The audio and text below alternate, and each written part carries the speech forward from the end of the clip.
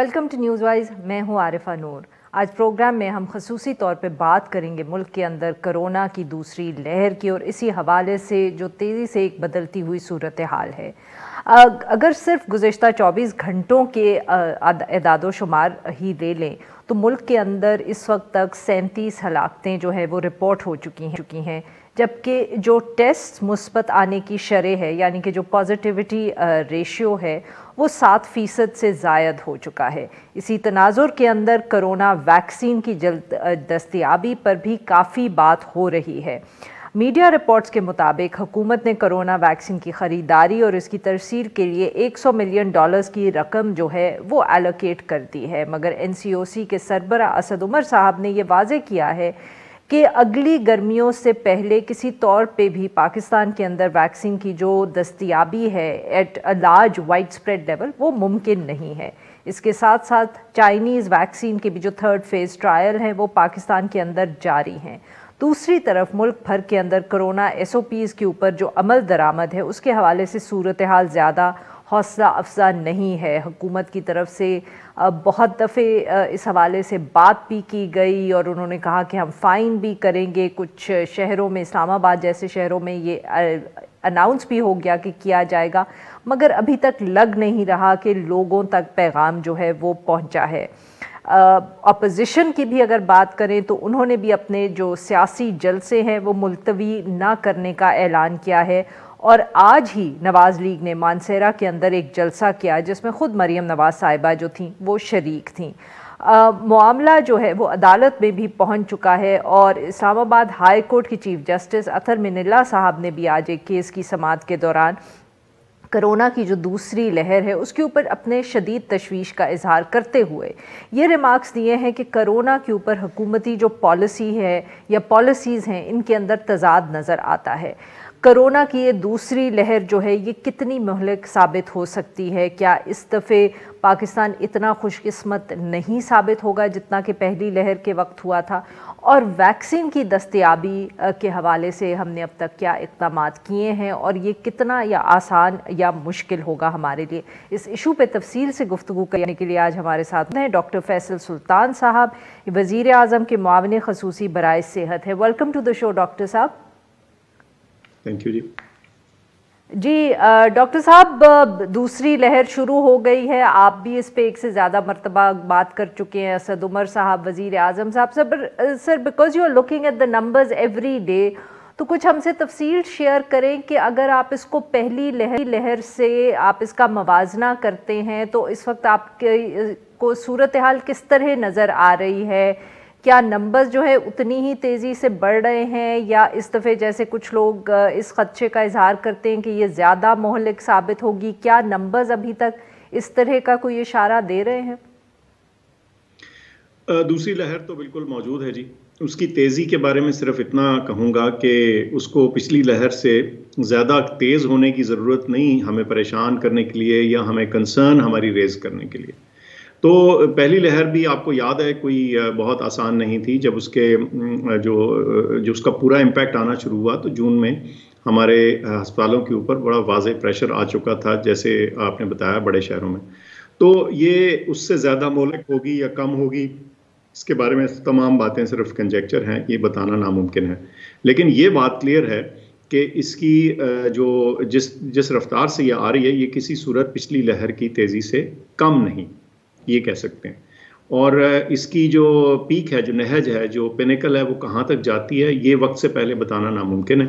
अगर हम आज से 100 साल पुरानी जो एपिडेमिक्स हैं, जो 1918 वाली थी, उसको देखें या दीगर इस तरह की चीज़ें देखें तो हर किस्म के आपको शवाहिद मिलते हैं। कभी दूसरी लहर तेज़ होती है, कभी कम होती है। लेकिन अगर मौजूदा इस एपिडेमिक को देखें तो आपको ये नज़र आ रहा है यूरोप में ख़ुसूसन कि दूसरी लहर पहली लहर से किसी सूरत भी कम नहीं है। कई जगह उससे डबल या उससे भी ज़्यादा उनके नंबर्स जो है ना, एटलीस्ट केसेस के नंबर्स जो हैं वो ज़्यादा नज़र आ रहे हैं। तो ये वक्त एहतियात का है और कॉशन का है और इस चीज़ का नहीं कि हम ये कहें कि जी ये लहर तेज़ है या कम है, चूँकि हमें वाज़े तौर पे मालूम नहीं। और इस सूरत में सबसे बेहतर चीज़ ये होती है कि उसको मुश्किल वाली चीज़ के लिए, वर्स्ट चीज़ के लिए प्रिपेयर किया जाए। तो बहुत ज़रूरी है कि हम अभी वो एक्शंस लें कि इस लहर को कम से कम स्लो किया जा सके।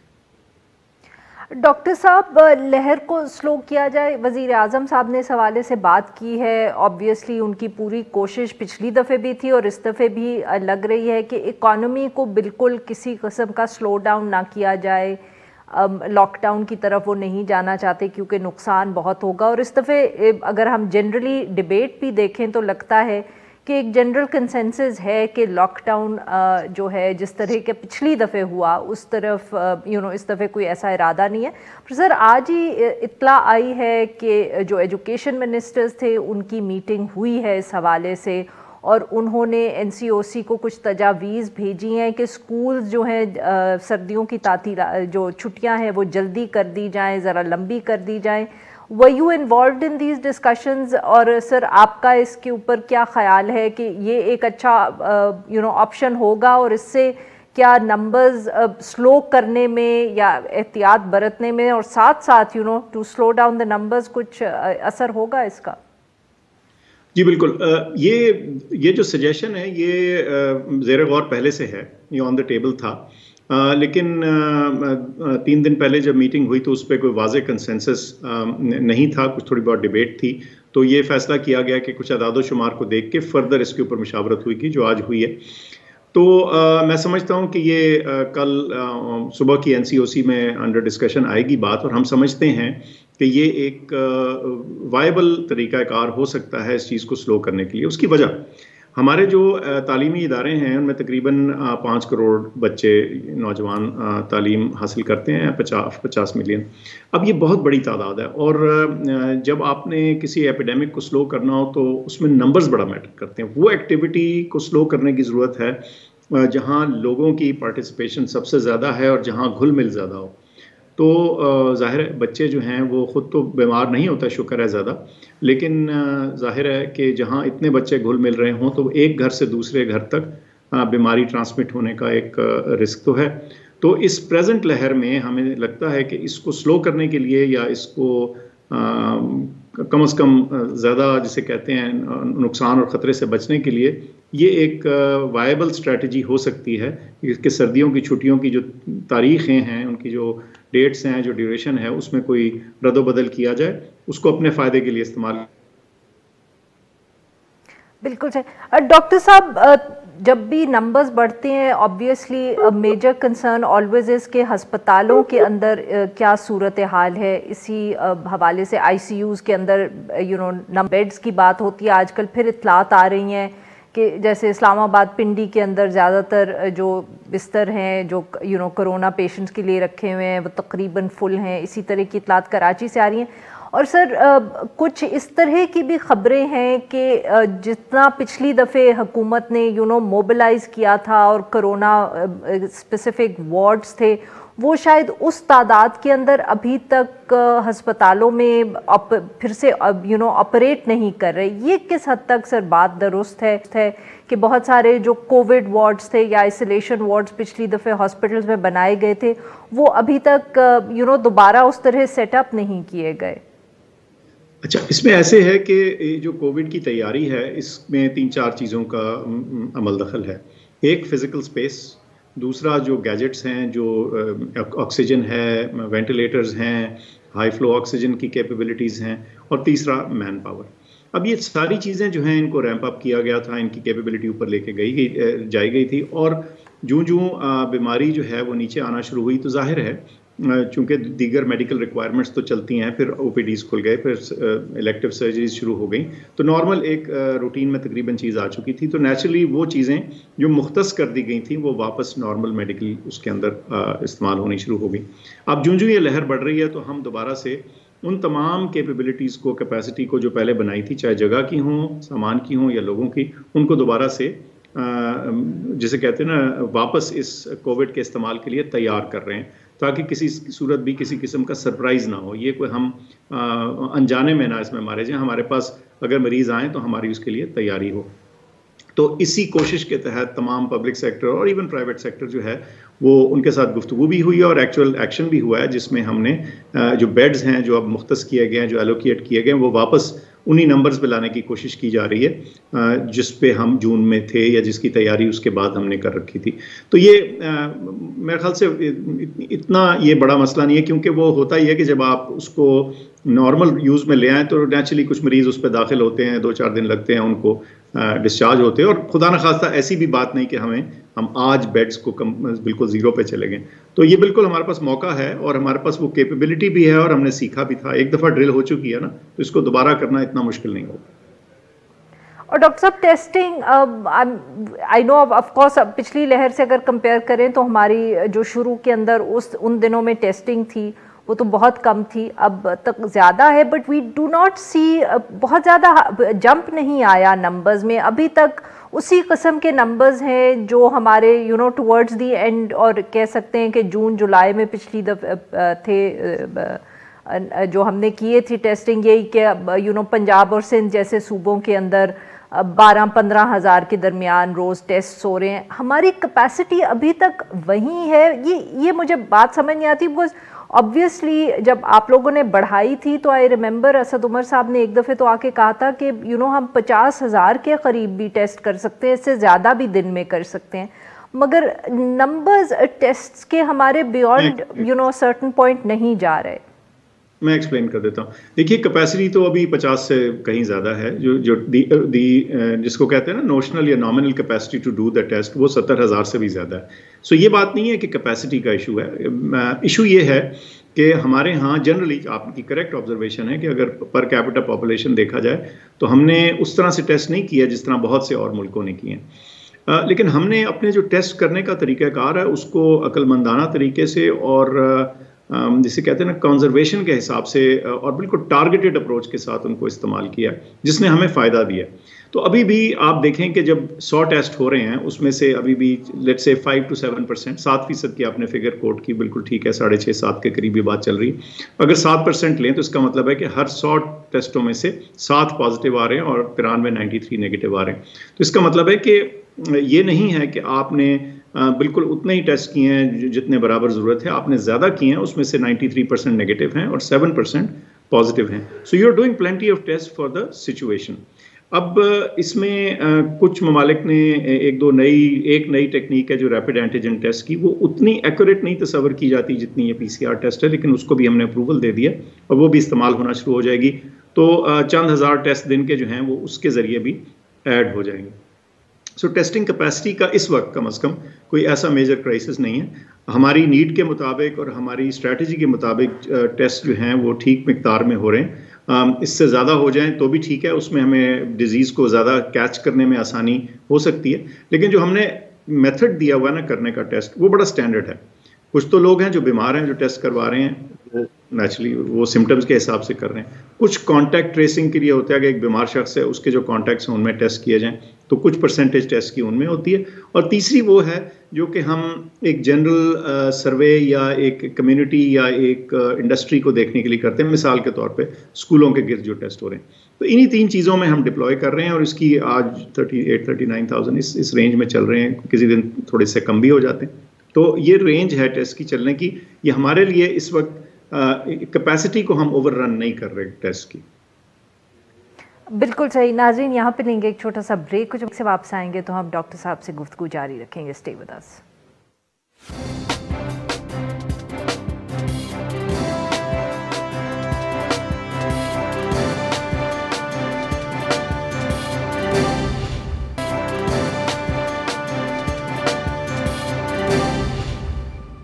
नाज़रीन, हम गुफ्तगू करें डॉक्टर फैसल सुल्तान साहब से।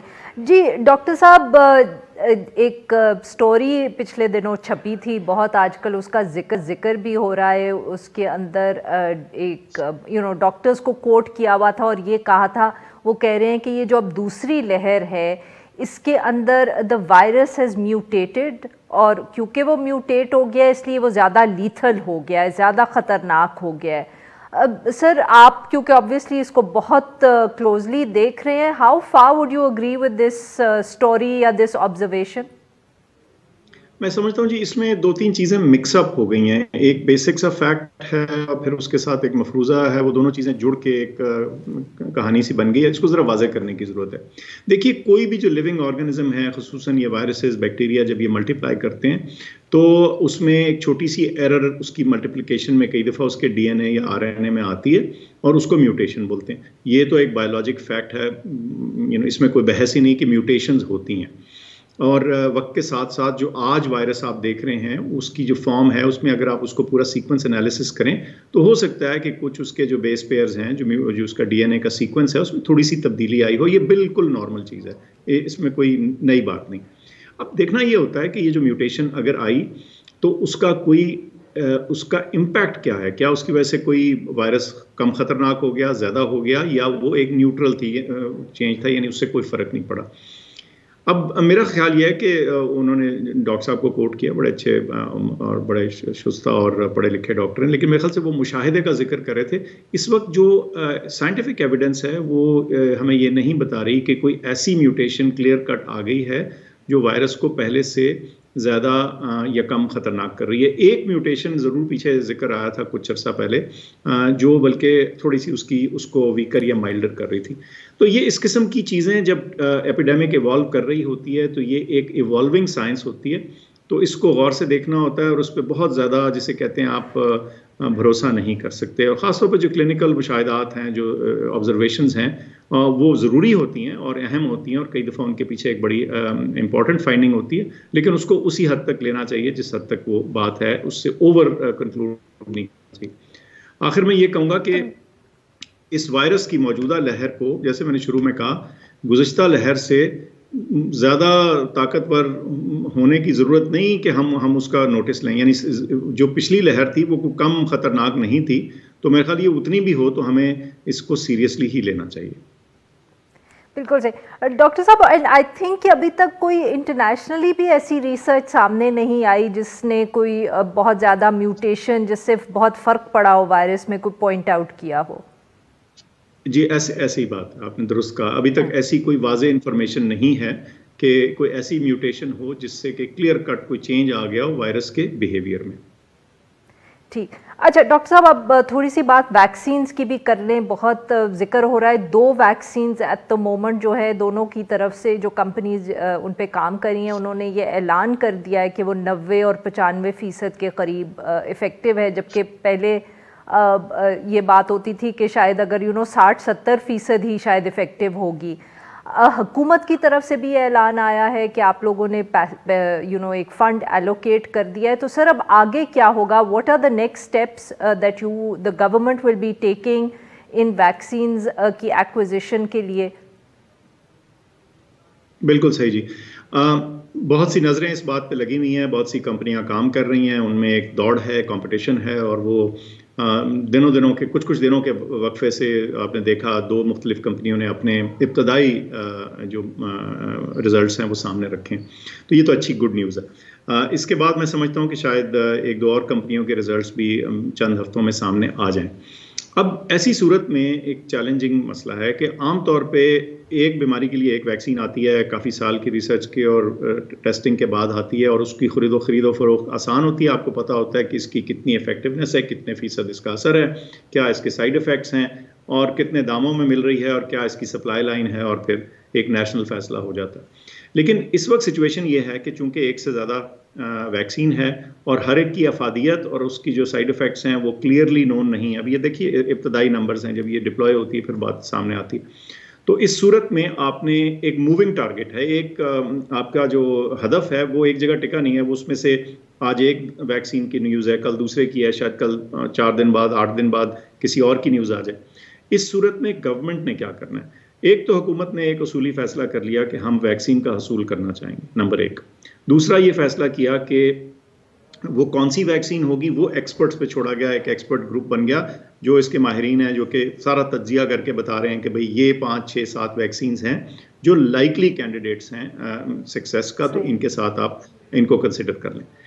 तीसरा जो उसूली फैसला था वो ये कि नेचुरली अगर आपने वो एक्वायर करनी है वैक्सीन तो उसके लिए कुछ आपको फंड्स एलोकेट करने पड़ेंगे। तो वो उसूली फैसला हो गया कि हम एक मुनासिब अमाउंट जो है वो इनके लिए रख देते हैं कि इनको ख़रीद लिया जाए।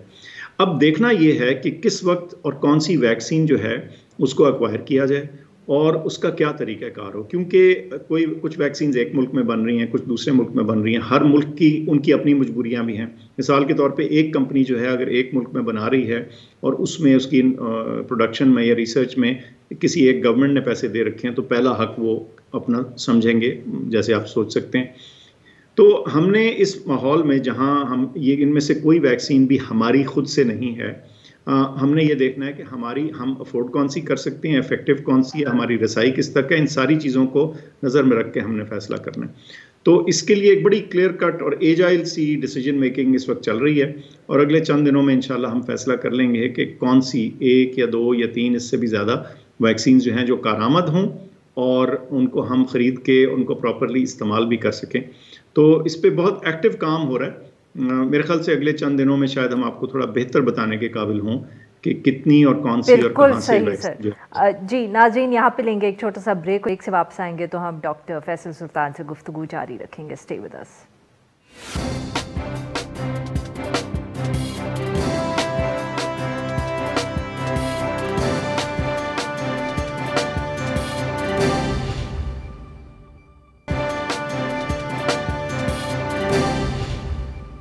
वेलकम बैक नाज़रीन, हम गुफ्तगू करें डॉक्टर फैसल सुल्तान साहब से और हम उनसे बात करें कोरोना के हवाले से और जो वैक्सीन प्रोक्योरमेंट का अब एक बहुत बड़ा चैलेंज होगा पाकिस्तान के लिए। डॉक्टर साहब, आपने जिक्र किया कि अगले 3-4 दिनों में ये आप हमें ज़्यादा तफसील फराहम कर सकेंगे वैक्सीन के हवाले से। तो सर इसमें अब बताइएगा कि एक तो जो असद उमर साहब ने कहा कि वैक्सीन जो है वो आएगी, बट ऑब्वियसली उनके ख्याल में अगली गर्मियों तक वो वाइडली अवेलेबल नहीं होगी। एक तो सर इसकी ज़रा हमें समझाइएगा कि ये उन्होंने बात क्यों की, और साथ में सर जो ये इसको जो वैक्सीन के टेम्परेचर्स का इशू है, ख़ास तौर पे जैसे फाइज़र की जो अनाउंसमेंट आई थी उनकी, तो जो वो कह रहे हैं कि वैक्सीन को इतने मतलब कि लो टेम्परेचर्स पे रखा जाएगा। And you had also commented apparently in some meeting, अखबारों में रिपोर्ट हुआ था कि हमारे पास तो इस हवाले से बिल्कुल फैसिलिटीज़ नहीं है। तो ये कितना बड़ा चैलेंज होगा जो टेम्परेचर मेंटेन करना होगा वैक्सीन का। ठीक है जी, दोनों बातें कर लेते हैं। असद साहब ने जो बात कही वो बिल्कुल ठीक है। वो ये कह रहे हैं कि एक तो है कि वैक्सीन का इनिशियल इंफॉर्मेशन आना कि वो इफेक्टिव साबित हो रही है, वो तो ट्रायल की हद तक है। उसके बाद जो हतमी रिजल्ट्स हैं थोड़ा उनमें भी टाइम लगता है। उसके बाद उसकी प्रोडक्शन, फिर उसके बाद उसकी रसाई, फिर उसके बाद उसकी एक्चुअल डिप्लॉयमेंट यानी लोगों को जब जाके लगे। तो ये इतना आसान और अर्जेंट और इमीडिएटली नहीं होगा। इसमें कई हफ्ते और कई महीनों का प्रोसेस जो है वो है, और वो उनका तखमीना बिल्कुल ठीक है कि जो सेकेंड क्वार्टर ऑफ 2021 है उससे पहले मुझे एक wide spread use of vaccine होता नज़र नहीं आता, कम से कम ज़्यादातर मुल्कों में। एक बात।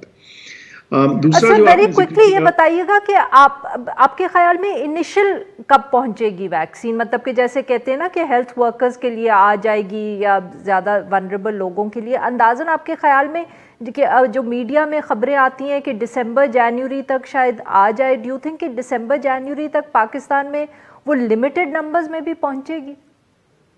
मेरा ख्याल है ये जी सब अंदाजे हैं। सच्ची जो बात है किसी को ये एक्यूरेटली नहीं पता, लेकिन अगर आप मुझे एस्टिमेट करने को कहें तो मैं कहूँगा कि ये अगले साल के शुरू के बाद ही आएगी, इवन लिमिटेड नंबर्स में।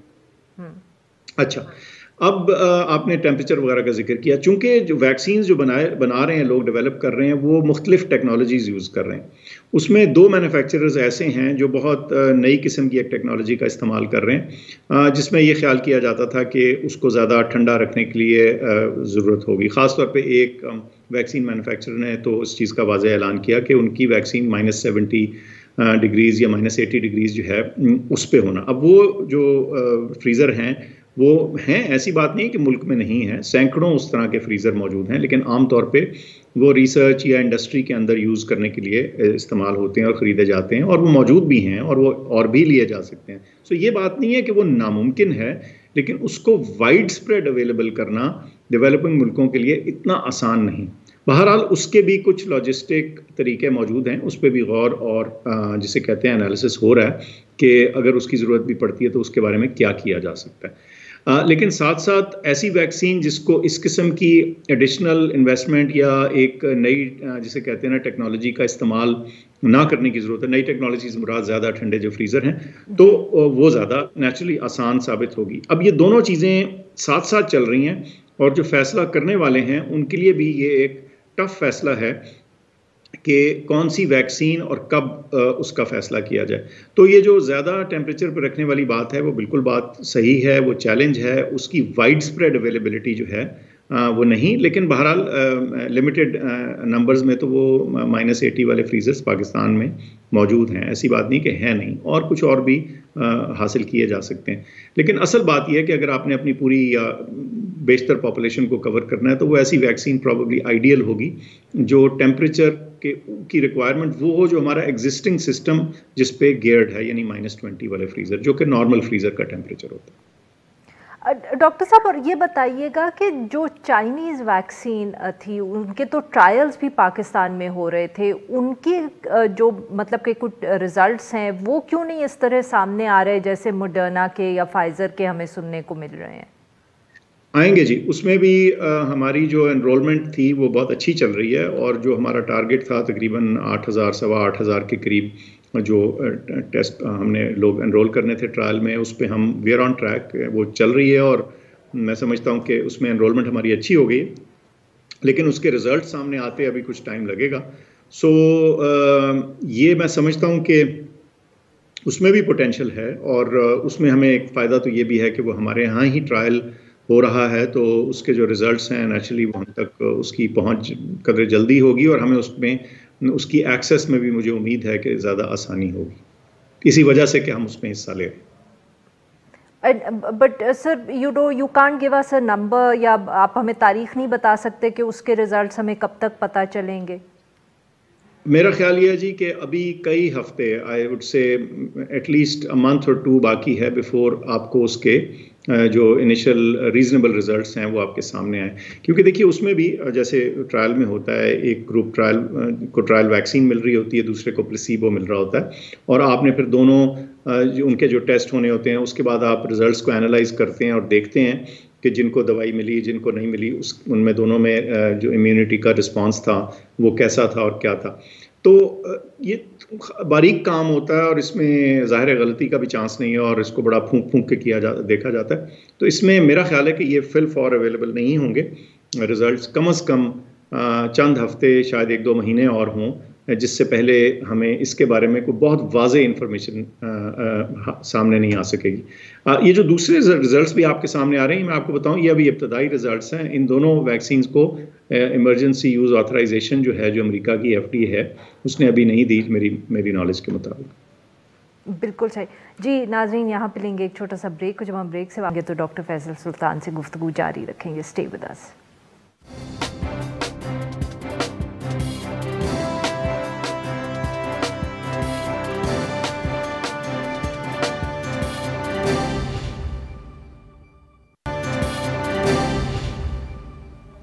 वेलकम बैक नाज़रीन। हम गुफ्तगू करें डॉक्टर फैसल सुल्तान साहब से, और हम बात करें कोरोना की दूसरी लहर के हवाले से। डॉक्टर साहब, वैक्सीन की भी बात हो गई, स्कूल्स की भी बात हो गई सर, और अब आने वाले दिनों में जैसे जैसे नंबर्स बढ़ेंगे, हमें किस तरह के फ़ैसले हुकूमत से मुतवक्के हैं? हमने शुरू में भी जिक्र किया कि SOPs की इस दफ़े इम्प्लीमेंटेशन उस तरह नहीं हो पा रही जिस तरह हमने पहली लहर के अंदर देखी। हुकूमत कहती रहती है कि सख्ती होगी, फ़ाइन्स भी होंगे, मगर कोई ख़ास फ़र्क नहीं पड़ रहा। अगर आप जिससे भी बात करें, जिस भी शहर में, people are not taking it seriously. Sir, क्या हुकूमत करेगी इस हवाले से? वी आर अज्यूमिंग कि ऑब्वियसली नंबर्स तो जो हैं अभी हमें बढ़ते हुए ही नज़र आएंगे। देखिए जी, वो तो कुछ तो हैं जो clear super spreader type events हैं ना, जहाँ बहुत ज़्यादा लोग इकट्ठे होते हैं, वहाँ से बीमारी फैलने का खदशा होता है। इसीलिए शादियों का इतना जिक्र आया, जनाजों में भी ये रिस्क है। तालीमी इदारों का भी थोड़ा जिक्र हो रहा है। तो ये तो वो तमाम जगह हैं जहाँ लाखों लाखों करोड़ों लोग जो हैं वो इंटरेक्शन में आ रहे हैं और उसका ख़तरा हो सकता है। लेकिन एक जनरल जो हमारा रिस्पांस होना चाहिए मास्क के इस्तेमाल से खास के हवाले से ख़ास तौर पे, वो उतना सीरियसली नहीं आया। मैं समझता हूँ कि ये थोड़ा समाजी या सोशोलॉजिक प्रॉब्लम है, ये साइंटिफिक नहीं है। इसमें हो ये रहा है कि कुछ लोग जिसे कहते हैं, इस अमूमी तौर पर सिर्फ हमारे यहाँ नहीं दुनिया भर में एक कंप्लायंस की फटीग आ गई, लोग तंग आ गए। और एक जब आप एक वो आपने शायद कार्टून भी देखा होगा कि पहली लहर आ रही है और उसको से लोग एक वो बंदा खड़ा है बीच पे और बाद में वो उसी के ऊपर सर्फिंग कर रहा है, तो शायद हम ये एटीट्यूड अपना के बैठ गए हैं कि अब ये लहर हमें क्या कहेगी, लेकिन ये लहर उतनी ही ख़तरनाक हो सकती है। सो हमने अपनी मैसेजिंग में दो बातें कहनी है, एक कि ख़तरनाक है और दूसरा कि अगर हम थोड़ी सी एहतियात कर लें तो हम वाकई अपने आप को बचा सकते हैं। अच्छा, इसमें मास्क वगैरह के लिए हम एनफोर्समेंट की बात कर रहे हैं, फाइन्स की बात कर रहे हैं, लेकिन देखिए वो एक हद तक काम करती है। जो चीज़ लोग खुद से अडॉप्ट करना शुरू कर देना वो सामने ज़्यादा मौसर तौर पे आती है। मैं समझता हूँ कि जैसे जैसे हमारा हेल्थ सिस्टम भरा है, कुछ न्यूज़ इससे बाहर निकली है, कुछ लोगों ने ख़ुद से एक्सपीरियंस किया, अजीज़ दोस्त रिश्तेदार को इन्फेक्ट हुए, खुदा न खास्ता कुछ लोगों की डेथ हुई। अभी आपके सामने एक बहुत हाई प्रोफाइल फौतगी हुई और बाकी हम और भी सुन रहे हैं हेल्थ केयर वर्कर्स के अंदर। तो ये बड़ी जिसे कहते हैं अफसोसनाक खबरें, लेकिन इससे भी मुझे लगता है कि शायद लोगों को यकीन आ जाए कि ये वाकई एक ख़तरनाक प्रॉब्लम है और इसको लाइटली नहीं लेना चाहिए। तो ये तो है कम्युनिकेशन की हद तक बात, जैसे मैं और आप गुफ्तगू कर रहे हैं, हम भी कोशिश यही कर रहे हैं कि इस मसले को सामने तौर पे एक्यूरेटली रखा जाए ताकि लोगों को पता चले। लेकिन कुछ एनफोर्समेंट या सख्ती का एलिमेंट जो है ना वो आना पड़ेगा, उसके बगैर मुझे लगता है कि हम अपने आप को झंझोड़ नहीं सकेंगे। और इस बारे में हर रोज़ हमारी गुफ्तगू होती है कि वो कौन सी चीज़ें और की जा सकती हैं जिससे मुल्क की इकॉनमी और जो हमारा रोज़गार है और तरीक़ाकार है वो मुकम्मल तौर पे रुक ना जाए, लेकिन हम बीमारी को रोकने के काबिल हो सकें। तो इसमें इनोवेशन और सोच और रोज़ाना के डेटा को एनालाइज करके रोज़ाना के फ़ैसले करना जो है वो एक अहम तरीक़ाकार है। पिछली दफ़ा भी इसी में हम कामयाब हुए थे, शुक्र है, और मुझे उम्मीद है कि अभी भी हमने यही तरीका अपनाया तो कुछ बेहतरी आ सकती। तो सर, इस दफ़े ये जो सुपर स्प्रेडर इवेंट्स का बात आपने ख़ुद भी जिक्र किया, शादी हॉल्स के ऊपर इस हवाले से बहुत बात हो रही है।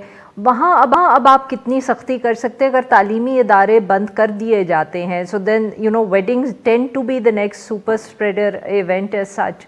उसके बारे में हुकूमत क्या करेगी? और सर तीसरा, जो अपोजिशन के जलसे हो रहे हैं, हुकूमत वज़ीर आज़म साहब का सिर्फ कहना तो काफ़ी नहीं है सर, आप लोगों को हुकूमत को अपोजिशन से इंगेज भी करना पड़ेगा उनको कन्विंस करने के लिए। सही। देखिए, जहाँ तक तो शादियों का ताल्लुक है उसमें तो एक बड़ा वाज़ेह डायरेक्टिव दे दिया गया है कि आउटडोर शादियाँ करें और उसमें भी एक तादाद महदूद कर दी गई है।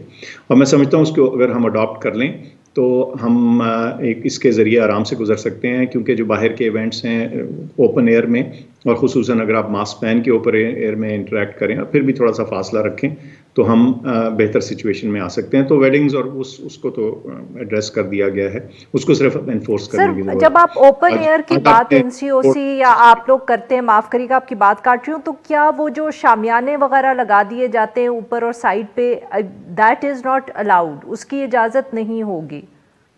नहीं, मैं समझता हूँ जी उसमें भी एनसीओसी ने बड़ी क्लियर गाइडलाइन दे रखी है कि साइड्स जो हैं अगर उसका एक पोर्शन खोल दिया जाए ताकि हवा की मूवमेंट हो सके तो वो ओपन एयर की कैटेगरी में आ जाता है। उसकी अगर आप वेबसाइट पे एनसीओसी की जो डायरेक्टिव है उसमें मेरे ख्याल से खासी क्लियर डिटेल दी हुई है, तो वो बड़ी रीज़नेबल डिटेल है और उसकी साइंटिफिक थोड़ी सी बैकग्राउंड भी है कि हम टोटली क्लोज्ड जगह को बना कर रहे हैं और अगर उसकी साइड्स जो हैं उनको ओपन किया जाए ताकि हवा का जो फ्लो है वो हो सके तो वो ओपन की कैटेगरी में आ जाती। लेकिन उसके अलावा आपने ये भी देखा कि उसमें हमें उसकी जो एनफोर्समेंट है, अडॉप्शन है, वो भी बहुत ज़रूरी है। उसके बगैर नेचुरली बात बन नहीं सकती। उसमें अगर लोकल इंतज़ामिया को कोई मेजर्स लेने पड़ें किसी किस्म के प्यूनिटिव, तो फिर वो मजबूरन, और वो लास्ट मेजर होना चाहिए, लेकिन मैं समझता हूँ कि हमारे लोग इतने समझदार हैं कि उसको अडॉप्ट करेंगे। आज आपने कोर्ट की जजमेंट भी पढ़ी होगी, इस्लामाबाद हाई कोर्ट की। अच्छा, जहाँ तक दूसरे जलसे जुलूस और जो जहाँ लोगों का इकट्ठा होना है, उधर भी यही चीज़ ऑपरेटिव है। ठीक है, वहाँ ये शादी ब्याह वाला मसला थोड़ा सा और तरह का है कि यहाँ घुल मिल ज़्यादा होता है, लोग आपस में मिलते ज़्यादा है, मौका ऐसा होता है, फिर खाना सर्व होता है, मास्क उतर जाते हैं। तो लेकिन जहाँ भी हुजूम होगा, हम तो बार बार कह रहे हैं, जिस मर्जी पार्टी का हो, एट द एंड साइंसी असूल जो हैं वो एक पार्टी के लिए अलग और दूसरे के लिए अलग नहीं होंगे। हर सूरत जहाँ लोग इकट्ठे होंगे उससे बीमारी के फैलाव का खदशा विदाउट अ डाउट होगा। आप किसी भी एक्सपर्ट से बात कर लें, वो आपको यही बात बताएंगे। हम तो फिर भी चंद 100 लोगों की बात कर रहे हैं जो कि अलाउ हुआ है। आपने देखा कि यूरोप के अंदर तो वो जो अलाउड नंबर्स हैं, कहीं 6 है, कहीं 10 है, इस तरह के बिल्कुल ही छोटे नंबर्स पे वो आ चुके हैं। तो वो लोग भी जाहिर है इस साइंस को समझते हैं और इसी की बेसिस पे अपनी ओपिनियंस दे रहे हैं। तो इसमें कोई बायस वगैरह तो बिल्कुल है नहीं।